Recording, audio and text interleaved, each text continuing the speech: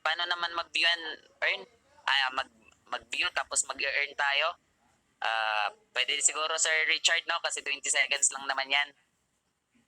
Okay, ganito. Going back to Sir Chris po, kasi yung iba kaya hindi makapaglagay ng advertisement, hindi alam. Ibalik mo nga doon sa embed.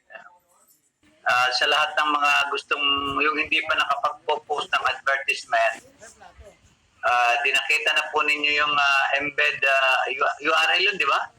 Yes po, yes po. Okay.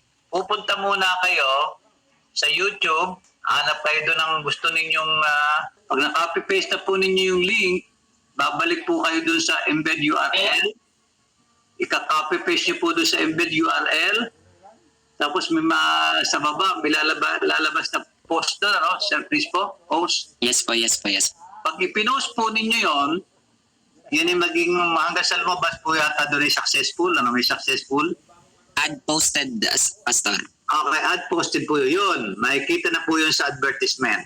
Ganun lang po kasimple. Yung mga hindi pa nakapaggagawa na advertise, kahit i-advertise po ninyo yung TikTok ninyo, pwede kayong pumunta sa TikTok, kuhanin lang ninyo yung link noon, tapos balik kayo sa dashboard ninyo sa Toscoin,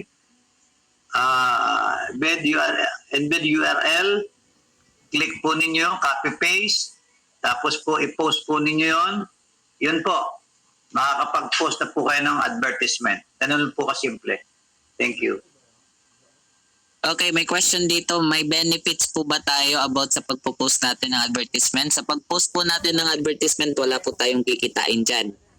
Ang may kikitain po tayo is yung sa pag-view ng advertisement mo. Kunwari, nag-advertisement ka tapos lumabas na yung advertisement mo, doon tayo kikita.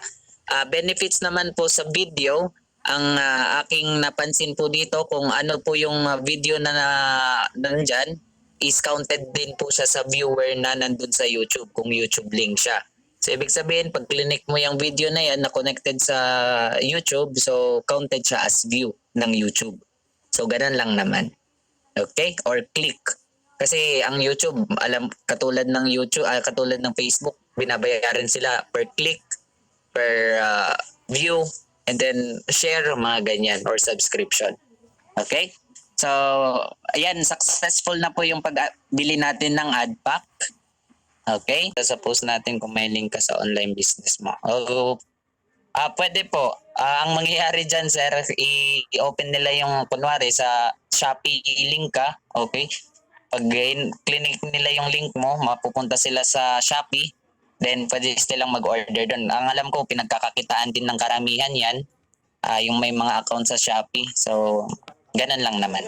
May income dito sa advertisement kung meron kayong downlines kasi 50% yan. Si Sir Edgar naka-receive na yan ng 50% kasi ginawa natin is naka-direct referral tong account na tutorial sa kanya. So, na-receive niya naman yung 50% which is 5 Toscoin yan yung na-receive niya. Then, pwede na po yan, sir, i-withdraw.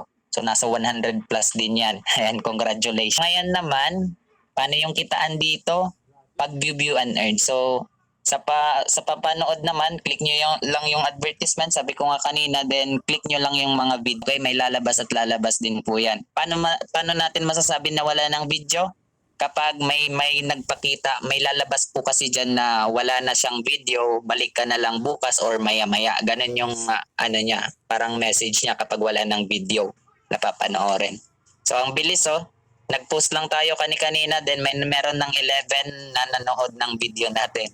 So, meron po talaga dyan, nakaabang lang ng video. Shout out sa mga nanonood ng short advertisement dyan.